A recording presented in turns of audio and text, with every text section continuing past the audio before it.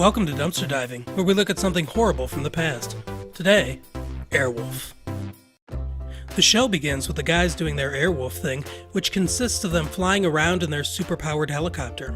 They're following an airplane, though it's never explained why, or if this is a US airplane or from another country. The pilots are Barry Van Dyke, which sounds like a name made up by Saturday Night Live, who plays St. John Hawk, so no improvement on the name, and Mike. St. John instructs Mike to contact Joe and make sure their digital modem is hooked up before they send the data. The modem boots up, and we might as well hear, "You've got mail," for all the horrible beeps it makes. The message going across the screen are so clearly text superimposed on a picture of a computer screen that it makes me long for the groundbreaking graphics of the Scorpion King. They fly too close to the base and get spotted. Just then, Mom picks up the phone and they get kicked off the internet. They use their turbojets and haul ass out of there. Joe is alone in the hangar and we see a mysterious figure approach one of her planes. Unfortunately for him, he falls for the old wrench on a plane pedal trick and it clanks on the ground. Then he falls and his hand slides into a rat trap. I wouldn't be surprised if it turns out Mr. Bean is robbing them. This rat trap must have some sort of paralytic on it because it pins the guy to the floor and Joe subdues him. We get a look at his face and holy shit, it's Jason Priestley! Before he can call out to Brenda for help, we go to commercial. We transition to a mob boss packing up and leaving his house. It seems he's retiring to Mexico and wants his grandson to join the family business.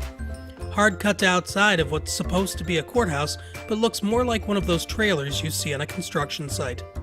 The judge has sentenced him to camping with the Airwolf crew for the weekend, and Priestley says he'd rather be in jail. He's obviously watched my Punky Brewster episode, which you can also right here.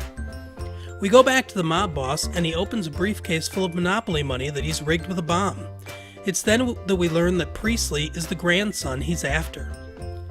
While the mob boss is sleeping, his henchmen discuss their plan to kidnap his grandson and ransom him back to the old man. They're doing this about 3 feet away from him. I know he's sleeping, but they're in a mansion. Pick another room. Only Mike and Joe are going on the camping trip because they didn't negotiate the no-location shooting in their contracts that Van Dyke and Jason did. Joe says to Jason, "You sure you won't join us?" To which he responds, "What, me in the woods with those hoods? No." So apparently the KKK has infiltrated the woods. Mike introduces the kids. There's Carlos, Dwayne, who's as impolite as someone with a thick Canadian accent can be. Hey guys, how you doing? It's a joke, man. I don't have to be here, you know. Lee, the girl, which is her only character trait, and Jason Priestley. The mob has somehow tracked them to their airfield, but wait outside. The kids are made to empty out their pockets, and it's like a scene from a comedy. There's a little money, cigarettes, brass knuckles, zigzags, switchblades. The mob guys watch them all get into the helicopter and fly away instead of doing anything. It doesn't matter though, because somehow, again with no explanation, the mob guys know exactly where they're going. And it's doubly lucky because the old mob boss happens to have a cabin in the very area they're hiking. We go back to the kids and they're not doing well. They're exhausted and want to stop. Mike tells them they need to get shelter for the night from the bears that live up there. One of the guys calls out, "Hello, bears!" And when there's no answer, declares that there must be no bears present. Apparently someone has watched one too many episodes of Winnie the Pooh. They camp and start to eat something that resembles cat food. Lee discovers that she's out of water, but says she didn't drink it. Priestley blames Dwayne, but Dwayne throws that shit right back at him.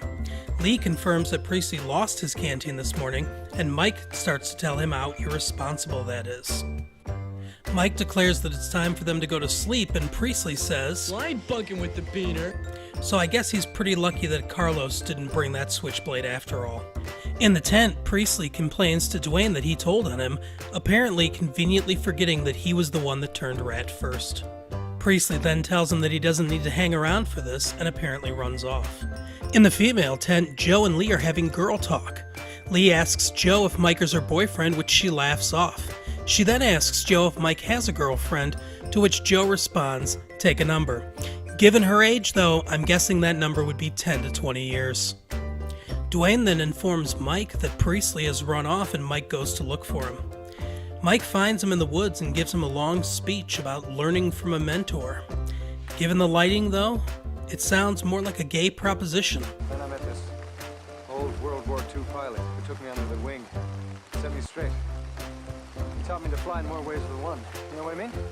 The next day, Lee attempts to cross a bridge while reciting the worst spoken word poem ever. Scared. I'm not scared.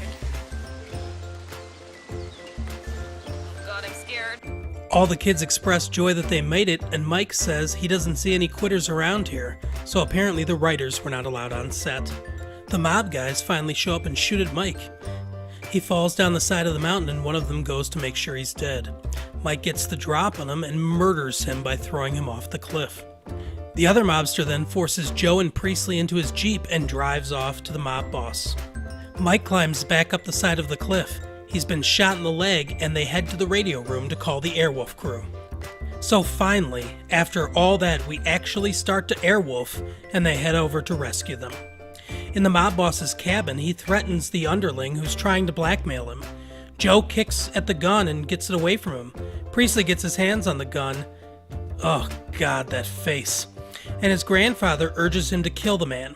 But Priestley can't, and so the second in command takes the gun and kills him. He then turns the gun on the rest of them. He's angry that the mob boss was going to put Priestley in charge instead of him, and he grabs that briefcase full of cash that the mob boss has. Airwolf has arrived now, and they follow the man as he runs off with the money.